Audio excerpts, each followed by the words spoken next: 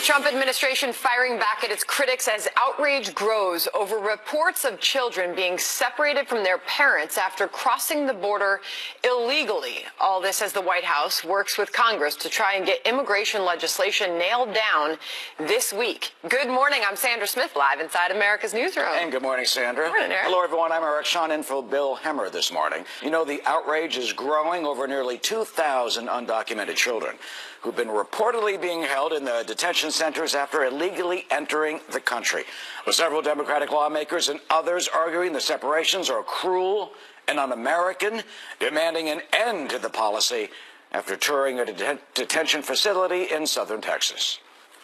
The zero tolerance policy means zero humanity, and it makes zero sense. It's a disgrace, it's shameful, and it's un-American. President Trump, cease and desist, because you are moving the arc of justice to the heap of despair. That is appalling, and it is un-American. But Homeland Security Secretary Kirstjen Nielsen saying she is fed up with the irresponsible media saying that we do not have a policy of separating families at the border. Period. Let's bring in White House correspondent Kevin Corke. He joins us live from the North Lawn. Kevin, how is the White House responding to the criticism that the president is responsible for this policy? Sandra, there are a couple of ways to look at this from the White House's perspective. First of all, they remind us that this, from their vantage point, is just the latest example of Democrats spending a lot of their political capital and their energy on people who don't belong here, people who are not legally here, versus taking care of American citizens. The other way they're looking at this is simply, this is in Congress's court. The ball is theirs. They can fix this with specific legislation, and the president has demonstrated he is open to taking a look at that. Let me take you to Twitter. The president, just not too long ago, saying this: why did the Democrats give us the votes to fix the world's worst immigration laws? Where's the outcry for the killings and crime being caused by gangs and thugs, including MS-13 coming into our country illegally? Former First Lady Laura Bush, a vocal critic of the separations, writing this in an op-ed over the weekend. I think you'll find this instructive. She said, I appreciate the need to enforce and protect our international boundaries, but this zero-tolerance policy is cruel, it's immoral, and it breaks my heart. But exactly how, or for how long, and for what reasons the separations may be happening, well, frankly, that's still up for debate. But Secretary of Homeland Security thinks that the Democrats and their partners in the media are misleading the folks at home. Here's what Secretary Nielsen had to say on Twitter. She said, this misreporting by members, press, and advocacy groups must stop. It's irresponsible and unproductive. As I've said many times before, if you're seeking asylum for your family, there's no reason to break the law and illegally cross between ports of entry. On Capitol Hill, Democrats calling out the Trump administration for what they are calling its zero-tolerance policy toward illegal immigration. What the administration is doing is they're using the grief, the tears, the pain of these kids as mortar to build their wall. And it's an effort to extort a bill to their liking in the Congress. It's not the law. It's the president's policy. In fact, he has stated, it's been reported in the press, that he's using it as a negotiation tool. He's using it to intimidate families so they don't come across the border. Interesting. You're going to hear people ask the question, is it the law or is it not? Or is it merely enforcement of existing law? That's what the White House is arguing, Sandra. Meanwhile, Kevin, where does the president stand on this McCall-Goodlatte bill that seems to be getting so much attention? Yeah, no firm commitments, to be blunt. I mean, we've seen him talk about it both positively and then express some reservations. Let me share for the folks at home exactly what you're talking about. It's getting a lot of buzz on Capitol Hill because it effectively does a number of things that the president would like to see happen. It ends the visa lottery. It ends chain migration. It provides funding for the wall and border security, and most notably it provides a solution for DACA. But the latter, Sandra, seems to be the most controversial because critics don't want so-called amnesty for more people regardless of their status. But at least for now, the White House says it's listening.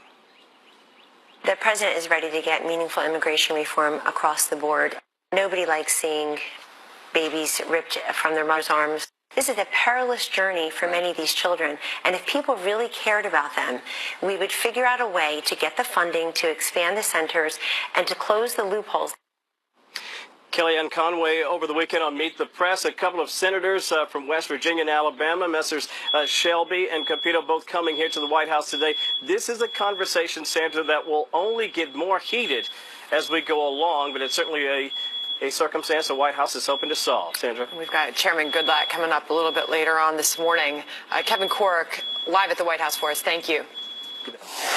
And in the other big story today, just days after the release of that bombshell report on the Clinton email probe, we will soon be hearing from its author, that is Inspector General Michael Horowitz, as well as FBI Director Christopher Wray.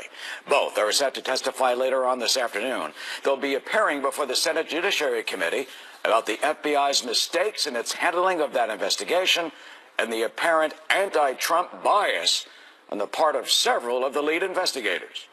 Peter Strzok, you name it, the highest level of bias I've ever witnessed in any law enforcement officer. And Comey, in the words of my grandmama, has some explaining to do. He's having a hard time getting his stories to match up.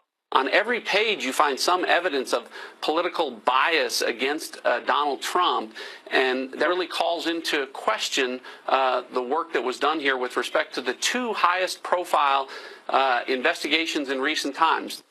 And Griff Jenkins now joins us live from Washington with more on what we can expect. So, Griff, we're going to hear a lot of today, Sarah. I think so, Eric. I think we're going to see a lot of fireworks on both sides of the aisle, to be honest with you, when Inspector General Horowitz defends his findings in that 568-page report that faulted FBI Director Comey for insubordination, but found no evidence of bias in his decision-making. Director Wray is expected to defend his agency's credibility and find ways to regain much-lost public trust, which Republicans who are up in arms over repeated instances of anti-Trump bias that resulted in the referral of 5 FBI agents to be investigated for administrative action is even being touted by Democrats as something that is certainly concerning. Here's the Intel Committee ranking member Adam Schiff talking about just that. Certainly these text messages are very troubling. The fact they were on work email, the fact that they were commingled with emails discussing business, all that's problematic. Again, the IG concluded that none of this affected decision-making, but nonetheless, that was completely inappropriate. And Democrats, Eric, will be pressing on whether the actions taken hurt Senator Clinton more than Donald Trump and may have cost her the election. And meanwhile, Griff, after the Inspector General and the FBI Director finished their testimony today, they're going over to the other side of the hill for more hearings tomorrow? That's right. Horowitz and Wray aren't done. They're headed to a hearing that is a joint House Judiciary and Oversight and Government Reform hearing where we can expect Wray to face some actual heat from outstanding documents subpoenaed by Chairmans Goodlatte and Gowdy. They had a meeting on Friday. They are vowing serious consequences if the DOJ and FBI fail to comply. So that is something that the House chairmen say they will not put up with. Finally, just a note, because I know you have Chairman Goodlatte on a little bit later, he says that FBI agent Peter Strzok has told him he is willing to testify voluntarily. Perhaps we'll find out more on that today. We will certainly ask Chairman Goodlatte that when he appears in a couple hours here. Thank you. Sandra? Plus, the anti-Trump agent pulled off of the Mueller investigation says he is willing to testify before Congress. Peter Strzok's lawyer says his client is willing to testify before the House Judiciary Committee or any other congressional committee about the Bureau's investigations during the 2016 election. And this, of course, is coming after the president blasted Strzok on Twitter over the weekend, saying yesterday, why was the FBI sick loser Peter Strzok working on the totally discredited Mueller team of 13 angry and conflicted Democrats when Strzok was giving crooked Hillary a free pass, yet telling his lover, lawyer Lisa Page, that will stop Trump from becoming president? Witch hunt. Let's bring in Byron York, chief political correspondent for the Washington Examiner and a Fox News contributor. Byron, good morning to you. Good morning. So what does it mean that we could potentially hear directly from Peter Strzok? what a difference an IG report makes. Members of Congress have been trying to hear from Strzok for a long time. The first public reports of Strzok being demoted because of his anti-Trump text, that was back in December of 2017. And members of Congress have been trying since then to get the FBI to allow him to speak. So in the better late than never category, this is something that a lot of Republicans are going to want to hear from Strzok. Yeah, and his attorney says that Chairman Goodlatte's pursuit of a warrant is wholly unnecessary because his client has been fully cooperative with the DOJ, Office of the Inspector General, and that he intends to voluntarily appear and testify before your committee. So what do you expect we will hear from him? Well, I think the thing that members of Congress are going to want to find out is certainly there's just no question of the bias in the text that we saw between Strzok and Lisa Page when he said that we will stop Trump from being president. That's a big deal. But I think they're going to try to see if there's any connections between the bias that he had and the decisions that he made. In particular, there was a series of events in October of 2016 at the very height of the presidential campaign in which the Hillary Clinton email question had come back to the fore because of these emails that were discovered on Anthony Weiner's laptop. And then the Trump-Russia investigation was still going on, and Strzok decided he had to keep going with Trump-Russia and did not want to touch the Hillary email campaign. Was that because the Hillary email issue, was that because he didn't want to disrupt the campaign? What was that because of? If you notice in the Inspector General report, that is the one thing where the Inspector General said we cannot conclude that there was no bias in that decision. So the president took a step further, Byron, in this Twitter storm over the weekend, saying the highest level of bias I've ever witnessed in any law enforcement officer, quoting Trey Gowdy, who you just heard from on the FBI's own Peter Strzok, said the president. Also remember that they all worked for Slippery James Comey and that Comey is best friends with Robert Mueller. A really sick deal, isn't it? So you just wonder what this all means, a few seconds left, Byron, for ultimately the investigation. Well, on Fox News Sunday, Trey Gowdy was absolutely scathing about Strzok and Page, the FBI, and how that will affect the Mueller investigation. He said, you know, if you're a prosecutor in court and you're presenting evidence that was gathered by these biased people, good luck to you. And so I think the president latched onto those comments very quickly. Well, the president making it very clear how he feels about Peter Strzok over the weekend series of tweets. Yeah, exactly. Byron York, good morning. Thank you. Thank you. And we, of course, will go in a lot deeper with all this. Former White House Press Secretary Sean Spicer. Well, he is today's headliner. He joins us live at 10:30 Eastern. That's just over, well, 1 hour from now. A lot of questions for him. And by the way, welcome to the new studio, Eric. Yes, if some fancy digs. I heard you walk through the door this morning. And I did. Sounded like you were impressed. First time we're on the air. Great new home for America. Good to have you here this morning. Good to be here. All right. Well, a strong earthquake rattling one large city. What we're learning about the damage it caused. Plus, there's new information coming in about the suspects in that shooting at an all-night art festival where more than 20 people were injured last night. And two bystanders disarming a suspect in the middle of a carjacking. He is a hero. He is a hero. He took action, and like I said, I really think more people could easily have been shot. He saved us all, probably. I mean, come on, he saved us all.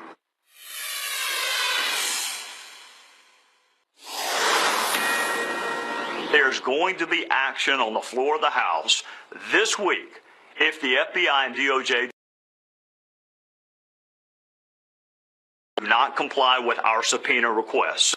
We're going to get compliance, or the House of Representatives is going to use its full arsenal of constitutional weapons to gain compliance. So if documents do not begin to be turned over tomorrow, and a clear way and path forward for everything else is not clear here in the next couple days, there's going to be hell to pay by Wednesday morning. Hell to pay. Devin Nunes, Trey Gowdy, other top Republicans threatening serious action against Deputy Attorney General Rod Rosenstein and other DOJ officials if that department does not hand over those outstanding documents that they're withholding on Russia and the Clinton probes. Can they do that? Judge Andrew Napolitano knows that. Senior Fox News.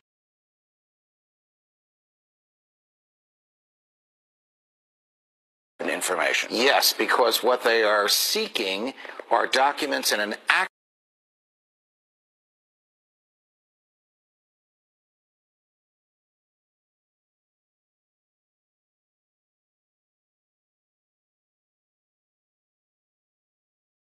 Intelligence Committee know this. So here's what will happen. I don't know how this is going to turn out. They serve a subpoena on Rod Rosenstein. They literally hand him a subpoena. He gives it to his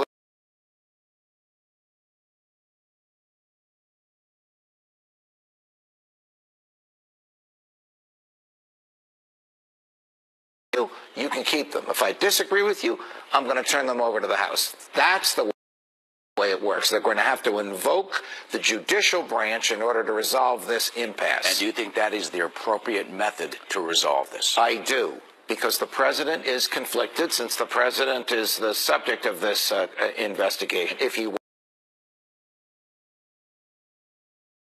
not, he would call up his attorney general and say, hey, you work for me.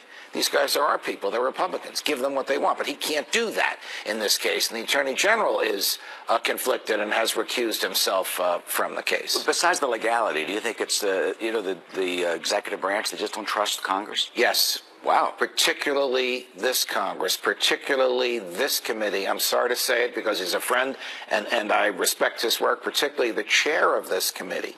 The FBI and the DOJ are afraid that if these documents, which show the origin of the investigation of Russian involvement, alleged Russian involvement in the Trump campaign, get in the hands of members of Congress who are allies of the president, they'll get in the hands of the president's lawyers. And these are things that the president's lawyers, while he's a subject of this investigation, are not permitted to see until they charge the president or exonerate him. So finally, how will and when will the American people find out exactly how this investigation started? Listen. Find out, predate the dossier, find out what Strzok was doing, and find out who in the investigative authority at the FBI said, we got to go take a look at this. Okay. And whether it was legitimate and done properly or not.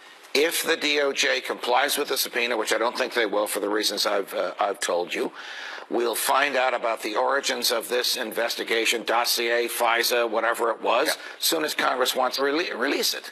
If the DOJ does not,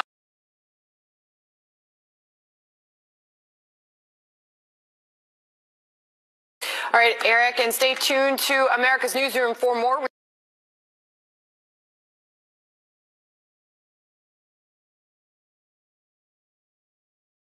reaction on all of this from Capitol Hill. House Judiciary Committee Chairman Bob Goodlatte will be joining us coming up in the 11 o'clock hour. A lot of questions.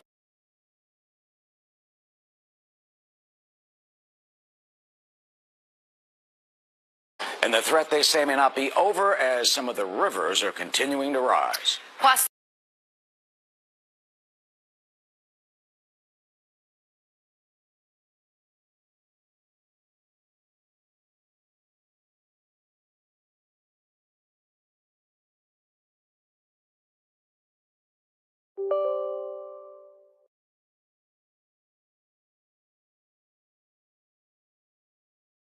Well, as warm temperatures begin to move through much of the country, you know, the upper Midwest, man, they're getting hit with severe weather. Heavy rain causing flash flooding over this weekend, making travel really dangerous. There have been dozens of sinkholes also forming from northern Minnesota and Wisconsin to upper Michigan. Look at that. And today, that storm system, well, it's expected to bring hail and winds of more than 60 miles per hour, so it's a tough beginning of the week for some of those folks. Meanwhile, this Fox News alert for you on a shooting at a New Jersey art festival. Prosecutors say the suspect killed by police was on parole, just released from prison on homicide-related charges. They say the early Sunday shooting, which injured 22 people, appears to be the result of a gang dispute. Yeah, that happened at 2:50 in the morning, and that one suspect was killed.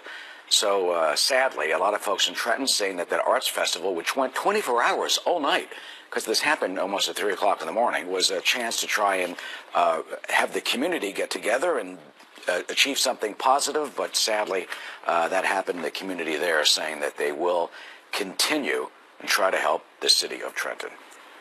Brian Yennis is live in Trenton with the very latest on this. Brian? Hi, Eric. Actually, I'm in the newsroom today. I was in Trenton over the weekend, and prosecutors say this all-night art festival was not the target of an attack. Rather, innocent festival goers were caught in the crossfire of a gang dispute. Yesterday, Father's Day at 2:50 in the morning, gunshots rang out between gang from critical to stable. About 1,000 people were at the festival as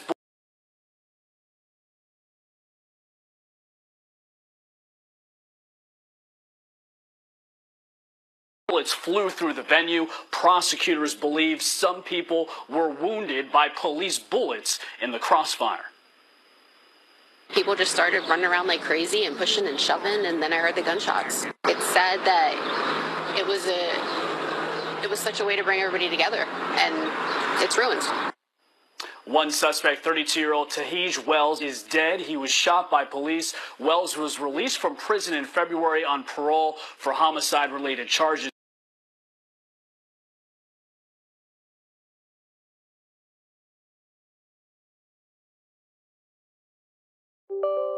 Shut down. There was a report that the mood inside the venue had been changing. Festival organizers were in the process of shutting the event down, Eric, but by then it was too late. Multiple firearms were recovered at the scene. Yeah, and a lot of controversy, the fact that that suspect was out on parole. Meanwhile, New Jersey's new governor, Phil Murphy, he's speaking out about the shooting. What is he saying? Well, Governor Phil Murphy visited a Baptist church nearby, and he visited the scene yesterday. He spoke about the need to end gun violence, tweeting in part, quote, "We cannot let gun violence tear us apart. These are not inappropriate times to talk about gun policy. These are the most important times to talk about gun policy." The governor is holding a press conference at 11 a.m. today. Eric. All right, Brian, maybe they should reconsider who they let out on parole sometimes. Thank you. Sandra? Still ahead, a chase with Border Patrol in Texas ends in tragedy as an SUV filled with illegal immigrants flips over. Details on that straight ahead. Plus, outrage over the president's zero-tolerance policy ramping up. Everyone from the First Lady Melania Trump to Bill Clinton and even Laura Bush stepping into the fray. The RNC is here to react. Ball's in the courts of the Democrats. I mean, this is something they could fix right now if they came to the table and tried to offer. Fox News alert on a deadly crash near the U.S. border. At least 5 people are dead and several others injured after an SUV packed with a dozen undocumented immigrants crashed trying to get away from Border Patrol agents. The driver was going about 100 miles per hour when he drove off the road, flipping the car. Authorities believe the driver and one passenger were U.S. citizens trying to smuggle immigrants into the country. It's a story that's becoming all too common. Not unusual at all. Absolutely not. We've seen this many, many times in not only this county, but other counties along the border. It's a problem. This is, I think, a perfect example of why our borders need to be secure. It endangers American lives as well as those people from Mexico or other countries coming. Well, 4 people died at the scene, and at least 1 person died after being transported to an area hospital. Well, meanwhile, House Minority Leader Nancy Pelosi, she and more than a dozen other Democrats are heading down to the border in a few hours from now.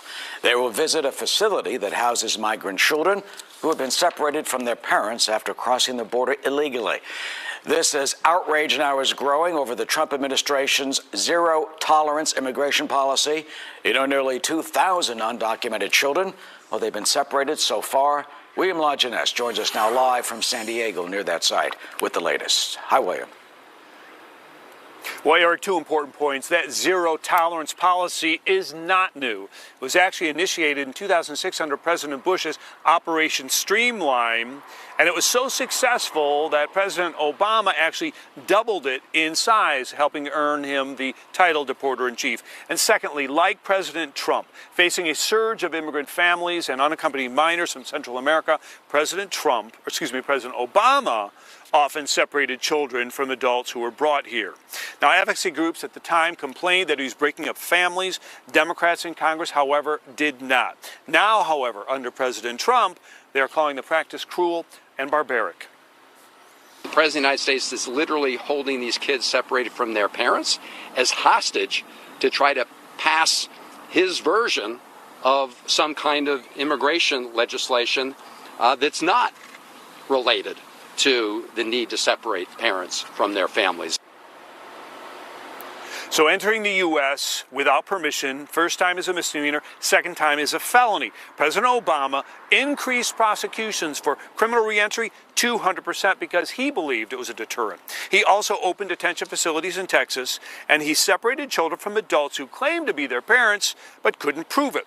Now, Homeland Security under President Trump claims they are simply following the same policy, and I'm quoting, "We need fewer media stunts and more real solutions. We welcome additional elected officials to visit these facilities, and it is my sincere hope that after their visit, members of Congress will heed the call of the administration to close dangerous loopholes in U.S. immigration laws that are the root cause of this issue." Eric, what he's talking about, of course, those loopholes are the result of 2 court rulings that require the administration to release unaccompanied minors and families after 20 days to a least restrictive environment. Congress could change that, but right now they are not, and that is driving this immigration from Central America. Back to you. Yeah, it's very controversial. We'll have a lot more on this in the next hour. William, thank you. Sandra? Well, in just under an hour, the immigration debate will be heating up again. Attorney General Jeff Sessions is in New Orleans to address the nation's sheriffs.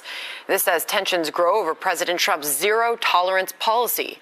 Meanwhile, the immigration controversy is turning ugly, with liberal comedian Kathy Griffin taking a vicious swing at the First Lady. Melania Trump's office releasing a statement saying, quote, "Mrs. Trump hates to see children separated from their families and hopes both sides of the aisle can finally come together to achieve successful immigration reform. She believes we need to be a country that follows all laws, but also a country that governs with heart." Griffin then tweeted out this profanity-laced message to the First Lady, which you can choose to read yourself, but it's a bit too ugly for me to read on the air, quite frankly. Let's bring in RNC spokeswoman Kayleigh McEnany. So not only is this debate heating up, but it's turning downright ugly, Kayleigh. Yeah, it is. And, you know, Kathy Griffin, she's a hateful, irrelevant provocateur. When she lost her job at CNN, she's now made a career out of attacking the Trump women. It is turning ugly. But what Melania said is what we're all saying. None of us want to see these separations at the border. President Trump has called it horrible. He said he does not want to see this either. And there's a very simple way to stop this. Nancy Pelosi, after you get done with your tour down at the border, looking at the facilities, get back to Washington and change the laws, because it's on you, Democrats, to allow this to continue. You know, it's interesting, though, to then see this scathing opinion piece by Laura Bush on the policy.